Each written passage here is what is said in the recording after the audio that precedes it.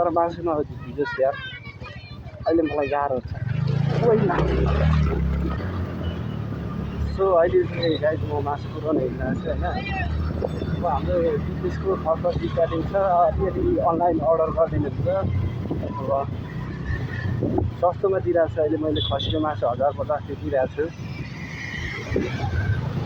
भ्यालीभित्र free delivery 5 किलोभन्दा माथि मगाउनु भयो भने फ्री डेलिभरी छ होइन। तपाईँले म डेलिभरीको लागि हिँडिरहेको छु र गर्दै गर्दै गर्दै होइन। तपाईँहरू के होला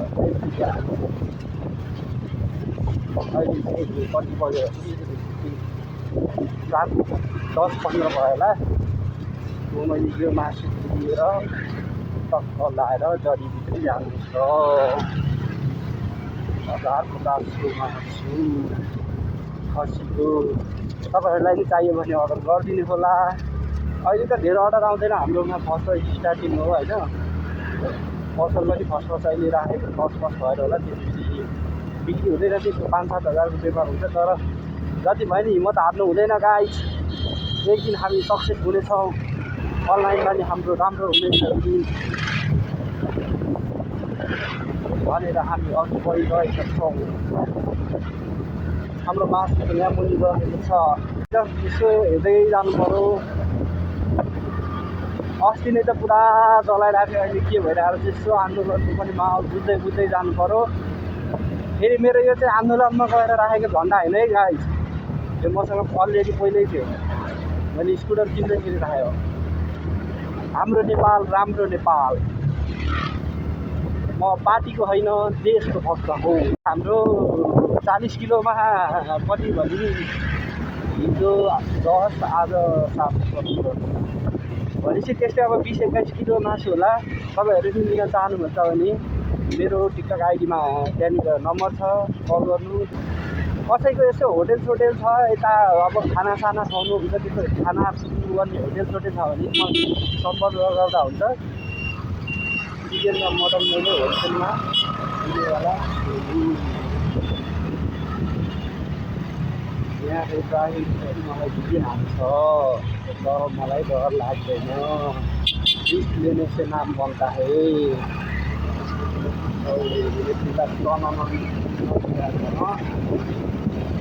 खुट्टामा कुमा मान्छेको बुल्टो कुमा मलाई पनि गरे। अब मेरो जुन यस्तो आइफोन पोकोको केही छैन। त्यसमा यो के अरे रेडमी 12 हो होइन। 20 हजारको फोन किनेको 2 वर्ष भयो, त्यसैले चलाइदिन्थ्यो होइन। यस्तो हो। मैले चाहिँ के हो भने अब अहिले चलेको भनेको अनलाइन बेसबाट चलिरहेको हो। अब जे पनि अहिले अनलाइन गरेन भने मार्केटमा मात्र बेच्नलाई गाह्रो छ होइन। बरु राम्रो दिने, सस्तो दिने, आफूलाई अलिक थोरै मार्जिन राखेर दिने, तर अनलाइन बेच्दा नि अलिकति उ पऱ्यो भने सजिलो हुन्छ भन्ने। यहीँनिर अलिकति राम्रो कमाइ भयो भने मान्छेले किन जाँदै जाँदैन कि।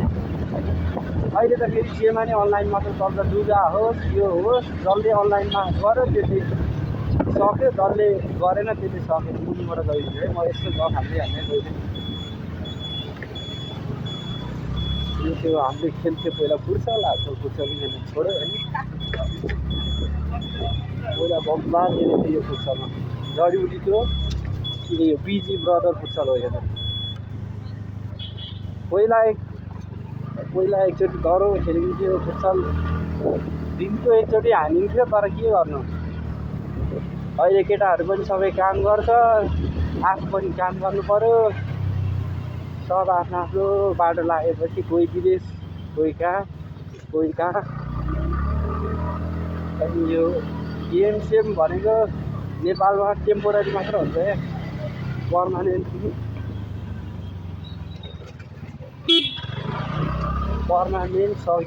अलि गाह्रो छ। कहाँ हो बिर्स्यो कि क्या हो यार। यस्तै जडीबुटीबाट कसैको केटाहरूको लाइसेन्स छैन भने यताबाट छिरेर आउँदा हुन्छ है पुलमुनिबाट।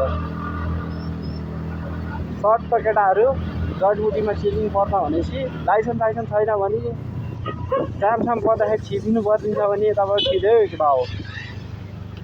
सर्ट त यो मलाई सुकुम्बासी बस्ती यो जडीबुटी पुलको मुनि सुकुम्बासी बस्तीबाट फुट त छिर्ने होइन सुट त माथि निस्किने ओ यहाँ त मलाई पानी जमेको हुन्छ यार टेन्सन भइगयो त मलाई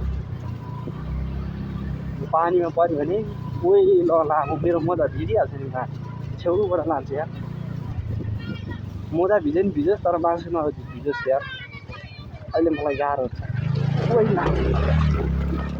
छ्याप फाल्टो रहेछ यार छ्या लौडा भइदिँदा मोजा नभिजोस् अरे मोजै चाहिँ पानीमा पऱ्यो यार ल्याम्मै खाल्टोमा डुब्यो छ्या ओइ लामो ओइ चल ओइ औडा छ त यार ढुक्क लामो छ्या